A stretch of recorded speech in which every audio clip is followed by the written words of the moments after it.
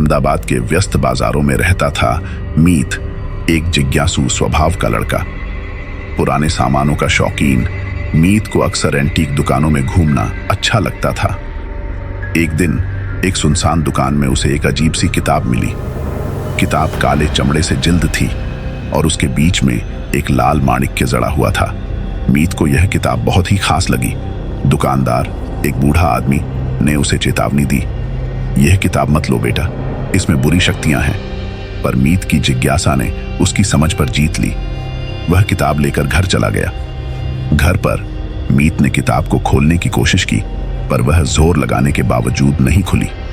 हताश होकर उसने माणिक्य को निकालने की कोशिश की। अचानक कमरे में हवा का एक झोंका आया और किताब का पन्ना खुद ब खुद खुल गया।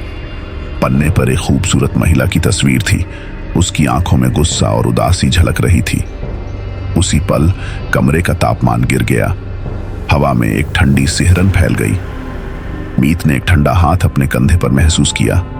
धीरे से मुड़कर उसने देखा, वही महिला तस्वीर से निकलकर उसके सामने खड़ी थी।